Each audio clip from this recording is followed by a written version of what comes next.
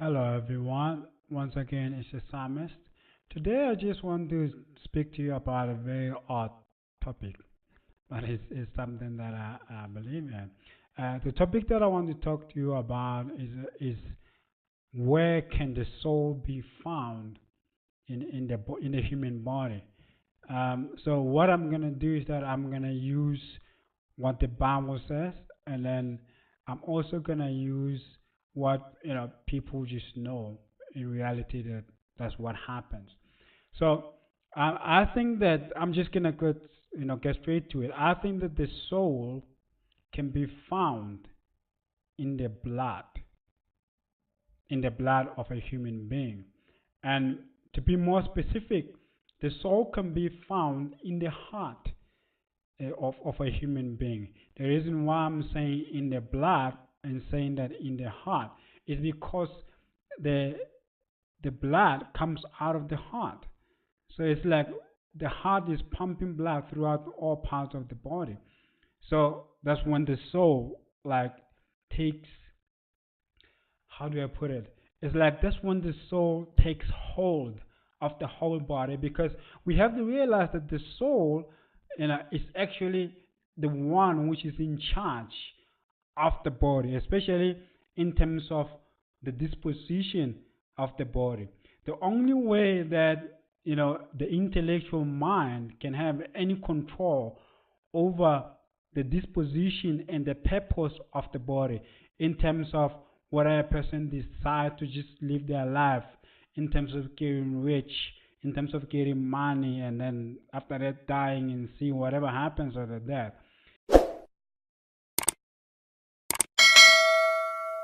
The only way that that happens is if the soul dies or sleeps.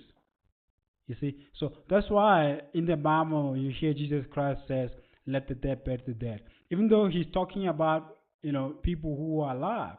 Because what is supposed to happen is that it is the soul which is supposed to be in charge of what the body does, in terms of, no, actually not necessarily the body, of what the mind does, in terms of the goal of the mind, the goal of how life will be lived, you know, by the mind. But when the body, I mean, when the soul is asleep, which means spiritual deadness, what that means is that the intellect becomes in charge. But the problem is that the intellect is the physical brain, and the physical brain is limited to what is physical or what is material. So all it really wants is just to be, to accumulate what is material, because the physical brain cannot comprehend anything beyond what is physical. Even when you take, like, you know a microscope, look through water and see that in the water there's microorganisms. Even with the naked eye, you will think that tap water is clean. It is still what is physical, because the microscope itself is material, and the microorganisms themselves in the water is also material. So the brain, which is just a material thing really in the skull, will always think that which is material, and always prioritize everything that is material over anything that is spiritual. The only time that the human mind can even think of what is spiritual and try to focus on what is spiritual and try to achieve on what is spiritual is when the soul is woken up. That's why when a person is awakened from spiritual deadness, there is a fight. The reason why there's a fight is because you have a brain, a physical brain, trying to remain in charge, and you have a soul which is now awakened and says, "No, we're not gonna do this. We're gonna do." That's why there's a fight. So this thing that you have a good side and a bad side. It's not about a good side and a bad side. You actually always have one side. The only time that you have there's like some kind of fight between doing right and wrong is when the soul is trying to fight what the brain is trying to decide. So the good side will always come from the soul. So it's not like this is their size. It's just that the materials which are in you, you have the mind, which is in the skull, and you have the soul, which is in your heart, which is actually in the blood. Which now there's a fight between doing what is right and what is wrong. And when a man, has a spirit which or has a soul which is completely awake now, which is completely in charge, what happens is that even that which is painful, you know, which if the brain was in charge, the brain was gonna say, let's run away, because the brain is always thinking about saving itself. That's why even when a person is in a desert and is about to die from thirst, what the brain does is that it will start shutting down all the organs in the body. At the end, it will be the one which dies last. Why? Because all it really wants to do is to save itself. You see? But when the soul is in charge of what the body does, the soul will rather have the brain die and feel pain, because only pain can only be interpreted through the body. The soul cannot interpret pain. The soul cannot be hungry for food like food. The soul cannot be thirsty for water. That's why the soul is able to decide to make a Christian to do something which is going to hurt physically, because the soul does not feel any pain.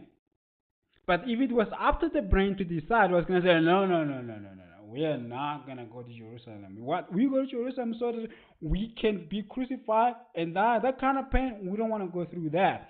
But because it is the Spirit who is in charge, who does not feel any pain. And he said, we are going to Jerusalem. It's going to hurt, but we're going to go through it. That's how the soul is able to decide. And I'm going to try to reason with people in terms of say, why do I say the soul is in the blood? But in actual sense, it's in the heart, because the heart pumps blood.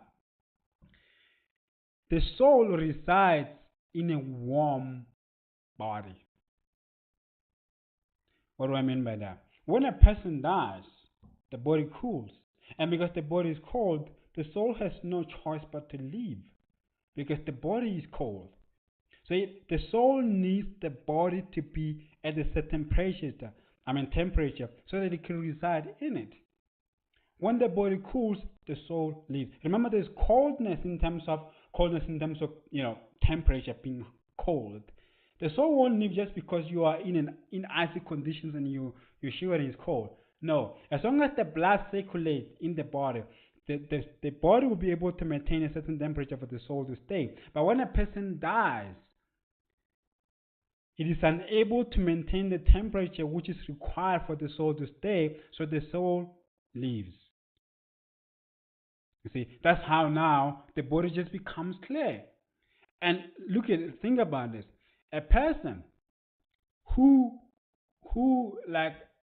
has died and the soul has left and has been there for a while, if you cut them, they don't bleed. Ask yourself that. Why doesn't a person bleed? Even though the blood didn't go anywhere. Let's say they died because of poisoning. They didn't bleed, so they didn't lose any blood. Yet, if after a while, if time passes, it means that obviously the soul will take time to leave, because the body has to be a certain temperature. So obviously when the temperature keeps dropping, and at that one point now, the temperature is at the point where the soul can no longer reside in this body. So it leaves. So that means now the blood just, it doesn't even clot. It just disappears. So it's almost like for the blood to be there, you need a soul to be there. Without the soul, there's no blood. And without the blood being hot or being a certain temperature, the soul cannot reside in the body. That's why I think that one of the laws of Moses was that you shouldn't eat with blood. We shouldn't eat anything with blood, because life is in the blood.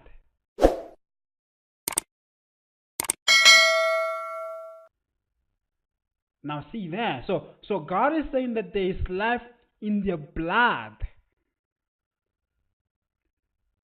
But what is life? What is life is the soul. The only thing that lives in the body is really the soul or the spirit, because when we look at the Bible, we realize that the soul and the spirit are used interchangeably. So when the Bible sometimes says soul, it means spirit. When the Bible says spirit, it means soul. So at the end, when you realize that it is actually the spirit or the soul which is alive, and then which is life. So it what brings the body to be alive, because there's life in it, and the life in it is the soul. So that's why the Bible says that, don't eat anything with blood in it, because in the blood there is life. And when you eat with the blood, you're eating life, and you're a human being, you're alive. You can't be eating life. So in a way, you know, you're eating something while it's still alive. And that's what animals do. And one other example that I can also give you to say that, the soul is in the blood, hence I'm saying the soul is not, it's in the blood, but it's in the heart, because the heart is the one that pumps the blood. It's when a person bleeds for a long time that they lose a lot of blood, they die. Why? Because the soul is in the blood. So when the blood is leaving, it is possible that the soul is living with the blood. And now because the blood will no longer be in the heart, or in the body, it's outside, the blood will cool and the soul will have to leave the blood. Do you see that? So that's why I'm saying that the soul will have to be in the blood.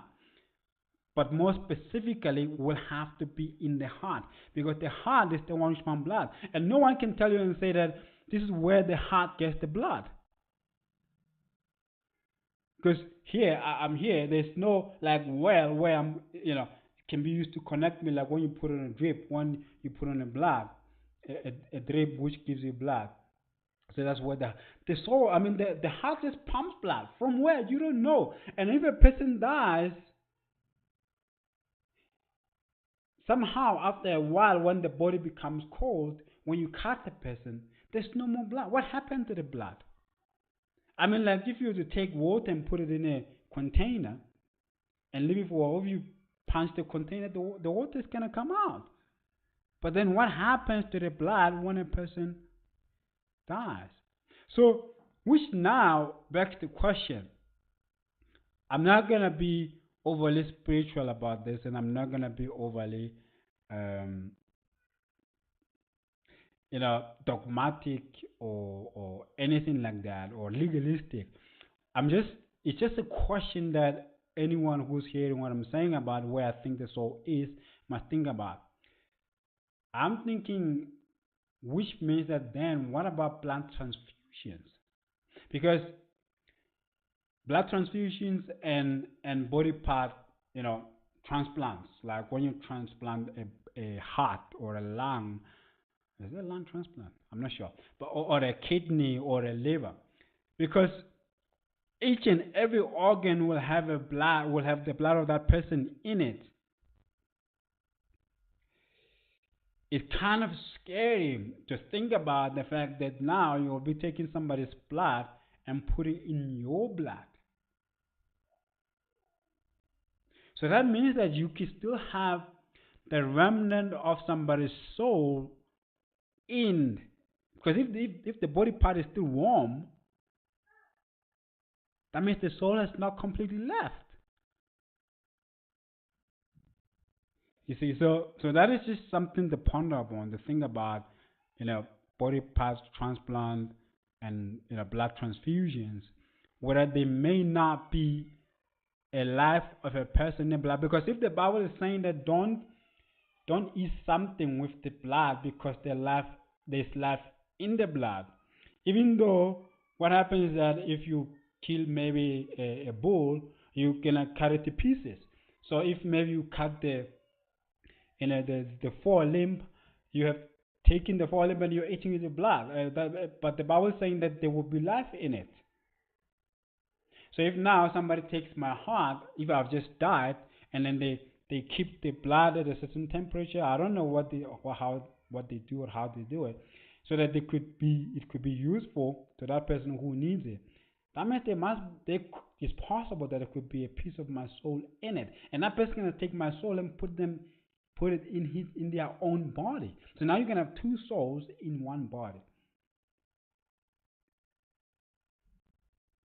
That is just something that people should think about. And then if people are gonna say, but then what are we gonna do with people who have lost a lot of blood or who needs you know body part transplant? I don't know. In terms of blood, because I'm just putting it out there.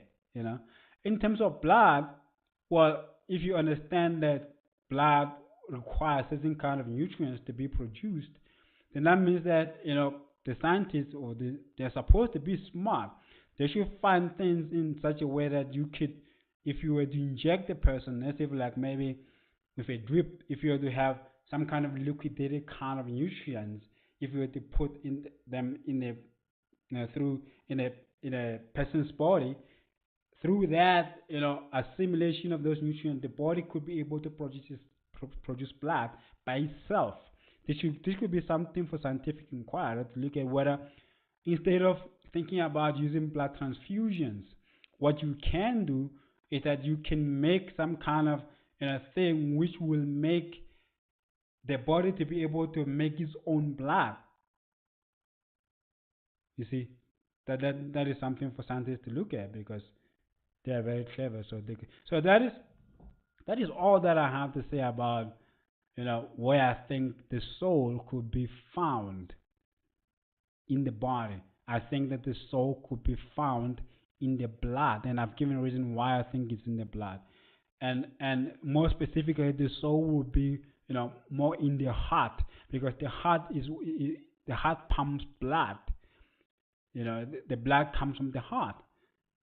You don't know where the heart gets it, and then the soul, because it's in the blood, it's like the soul will need to live in the blood, and the blood is only circulated because of the soul. That's why every time a person dies and becomes cold, the soul leaves and there's no more blood in the heart, or there's no more blood in the body. So that's all that I have to say. And if you know maybe something about the soul, where it can be found, you can leave your comment below. If you have anything to say about this, you can leave your comment below. And if you love receiving I'm not even sure if I'm ever gonna make something a video about the soul. If you love content like this, you can just subscribe to my channel so you can receive content like this. Thank you for listening.